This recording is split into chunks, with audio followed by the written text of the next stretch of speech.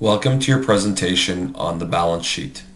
This should serve mostly as a review because you would have seen the balance sheet in financial accounting. So this presentation should not be a long one, and it should again just be review. So the purpose of a balance sheet is to better understand the value of a business and how well its assets have been utilized to produce wealth for the business owners. And that's one way. It really outlines your assets, your liabilities, and your owner's equity. When we look at a balance sheet, there's a few different people that are going to look at it, and they might look at it in different way, but it's going to be important for each one of them. Owners want to see how their owner's equity, how their money is being used to actually purchase the assets. How is their equity being used? Creditors and lenders are going to want to see that you don't have too much debt on your balance sheet. If you have too much debt, are you going to be able to pay them back? Investors actually may want to see more debt because they want to see that you're leveraging your company. They may be okay with a bit more debt than creditors and lenders. You'll see more of that when we get to our ratio analysis. And managers just want to be on top of where the money is and what they own, what they owe, and of the assets, how much is actually owned by the owners. So this is from a previous example, and again, this should just be review. Your assets are going to be what the company has, what it owns, in order of liquidity. So how quickly can it be turned into cash within the next 12 months? Okay, but even after the current assets, just for the other ones, how quickly could we actually turn that into cash? The same thing for liability, except liquidity means when are we going to have to pay our debt off, because liability is what we owe. Okay, so for liabilities, and then owner's equity, it's going to be whether it depends on the company. If it's a publicly traded company and people can purchase stock, you could see your stock there, you could see your owner's equity, you could see your retained earnings, which is a video you would have watched before this. Okay. And then combined, we should see that our total assets equals our total liabilities and owner's equity. Okay. It should always balance. A good way to look at it is the Dr. Dobson Stuff theory. So it's just to kind of get you to understand and get you to think about what is an asset, what is a balance, what is an asset, what's a liability, what's owner's equity. So an example would be television. If it's a hand-me-down from your sister, well, you can count that as an investor. Okay, it was given to you, so now it's been invested into you. Cell phone, if it was a gift from parents, well, they invested that into your company.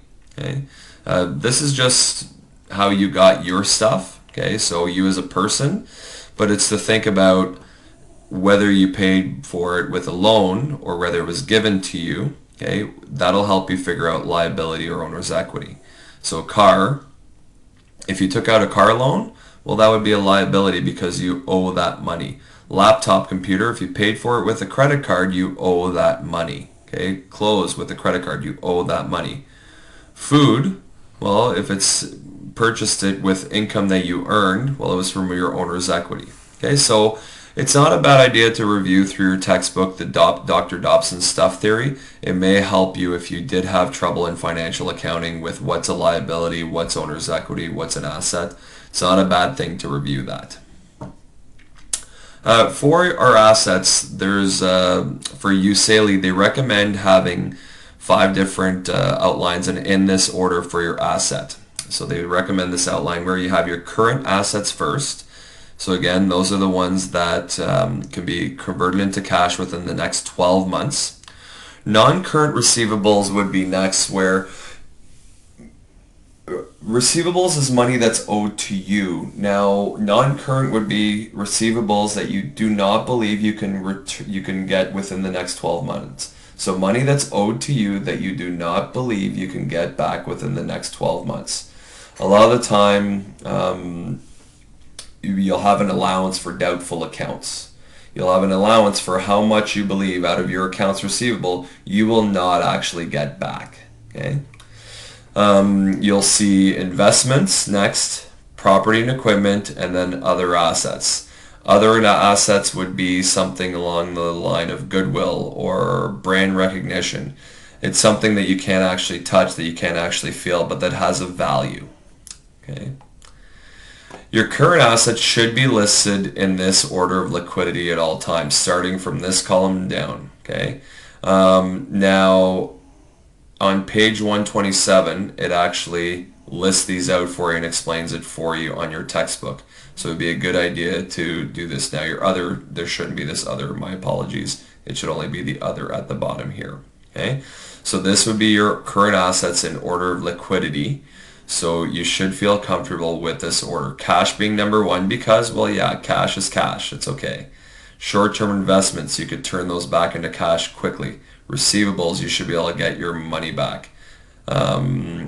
Accounts receivable is money that's owed to you. Notes would be loans that you have out to people. So as you go down the line, you can start to see, okay, well, yeah, inventory, it's going to be hard to turn that into cash.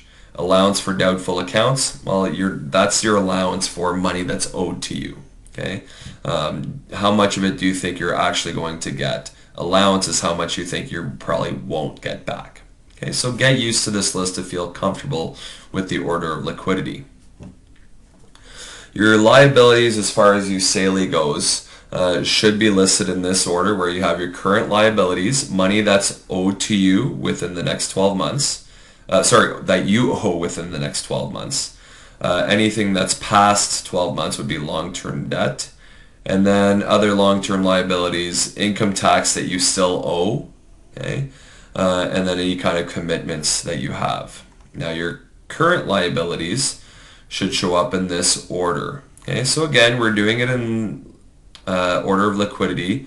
So what would have to be paid out first if you had to actually liquefy your company? So if you had to pay everything as soon as possible, what would you have to pay first? What would be owed first? Your notes payable, that's a short-term loan.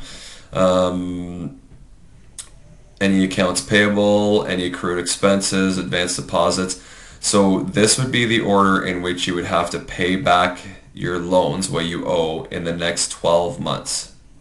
Okay.